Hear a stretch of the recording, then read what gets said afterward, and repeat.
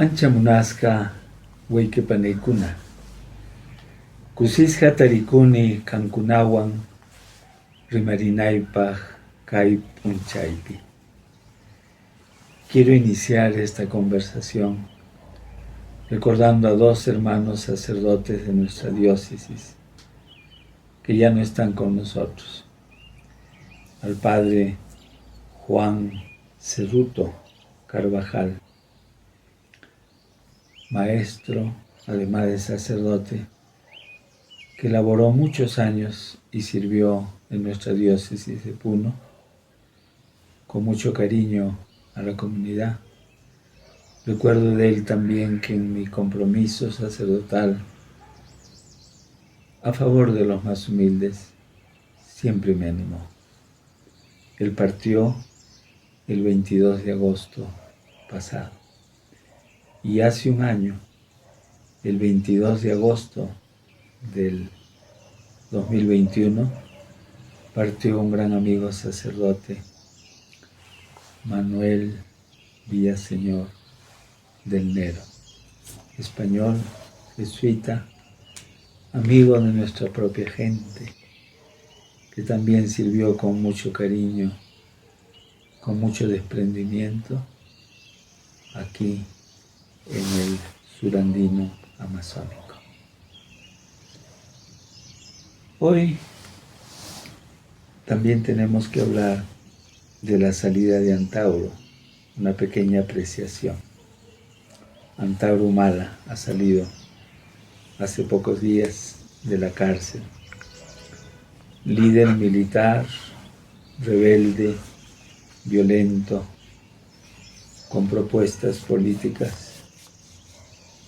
Mucha gente lo sigue, sobre todo los que han servido en el ejército. Aquí en Puno yo escucho con mucha frecuencia.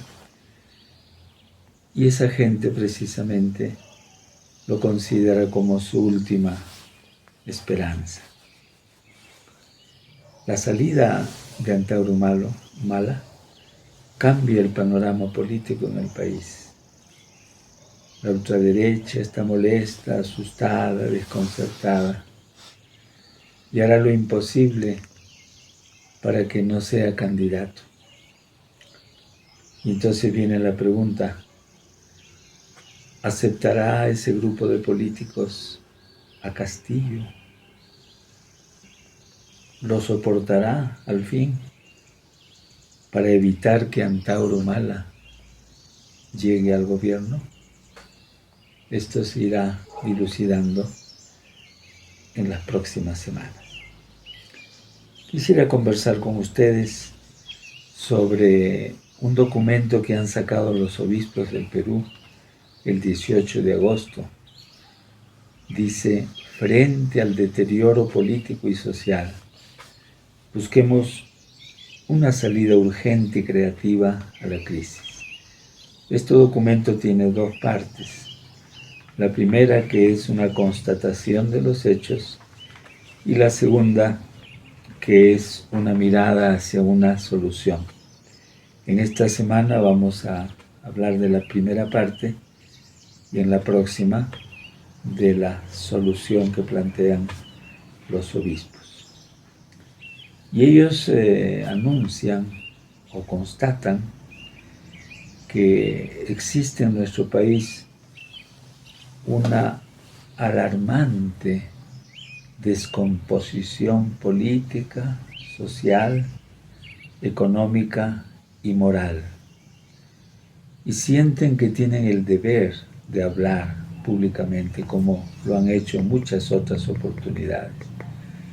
Y para ello recurren a esa frase del Concilio Vaticano II con que empezó la Constitución Gaudium et Spes, gozo y esperanza, cuando dice que la Iglesia no es ajena a las distintas realidades de los humanos. El concilio dice los gozos y las esperanzas, las tristezas y las angustias de los hombres de nuestro tiempo, sobre todo de los pobres y de cuantos sufren, son a la vez gozos y esperanzas, tristezas y angustias de los discípulos de Cristo. Nada hay verdaderamente humano que no encuentre eco en su corazón. Y luego citan al Papa Francisco, quien dice que la grandeza política se muestra cuando en momentos difíciles se obra por grandes principios y pensando en el bien común. De eso se trata, del bien común, porque la sociedad en la que vivimos se quiere poner como lo más importante el bien privado. No, lo más importante es el bien común. Y el bien privado debe estar dirigido al bien de toda la población. También recuerdan lo que Jesús dijo, eso está en Juan capítulo 8, la verdad los hará libres. Frente a una situación tan difícil, tenemos que hablar con la verdad, porque hay mucha mentira en esta crisis y esta crisis se aumenta a causa de esa mentira. Ellos hablan pues de una profunda crisis social y política, una crisis moral y ética, donde se da una lucha interna entre los poderes ejecutivo y legislativo, dañando gravemente la democracia y generando mayor división y conflicto, lo que conduce a un grave enfrentamiento entre peruanos y puede llevar a niveles incontrolables de violencia. También recuerdan cuando el Papa dijo que la corrupción es parte grave de esta crisis.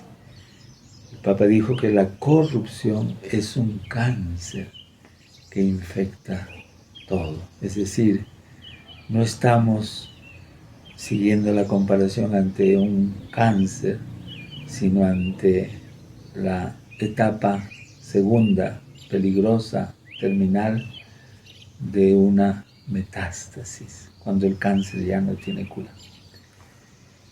Y el documento que salió ha sido recibido por mucha gente con alegría, porque es un documento esclarecedor. ¿Qué interés pueden tener los obispos? Su único interés es la verdad y el bien común. Pero ha habido ataques de personajes de ultraderecha y de algunos que se llaman de izquierda. Están ahí, por ejemplo, congresistas como Cueto y Cerrón. Estos grupos, estas personas, estos congresistas, cuando se ponen en contra de lo que han dicho los obispos, afirmando que ellos no deben meterse en política, que ellos deben atender a sus fieles en las misas, en algún consejo, pero no tocar lo público, ellos ignoran algo fundamental de las ciencias sociales y del sentido común. ¿Qué es esto? Que la política es como el aire, que todos y todas, por vivir en una sociedad, somos políticos. Todos y todas. Políticos en el sentido primigenio de la palabra política, o sea, la política en general. No estamos hablando ahorita de los partidos, sino de la política en general. La vida en la sociedad nos interesa a todos, o debe interesarnos. Y hay personas que dicen, yo no soy político, pero sí son políticos. Un silencio, cuando vemos una situación, un sufrimiento de la población y no decimos nada, somos políticos. Estamos ejerciendo el silencio político, que a veces es más terrible que una acción política. Por otro lado, estas personas ignoran lo que es la fe cristiana. Aunque algunos digan, soy católico, pero no estoy de acuerdo con lo que han dicho los obispos. Son cristianos solo de tradición. La Iglesia en su esencia es iglesia de los pobres. Y si la iglesia se inclina a los poderosos, a los ricos y a los dictadores, está cometiendo una distorsión del actuar de Dios y de su mensaje. El ejemplo de Jesús es clarísimo.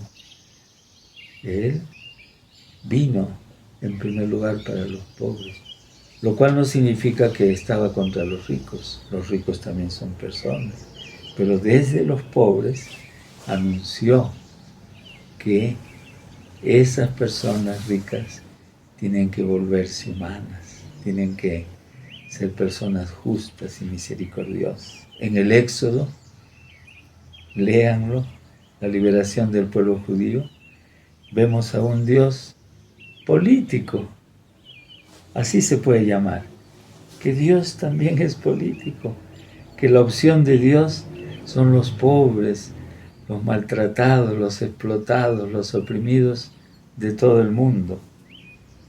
Los ultraconservadores peruanos le quitarán a Dios ese derecho de ser político y de ponerse del lado de los más pobres y los que están en desventaja. Les dejo esa pregunta y por ahora me despido de ustedes. Hasta la próxima semana.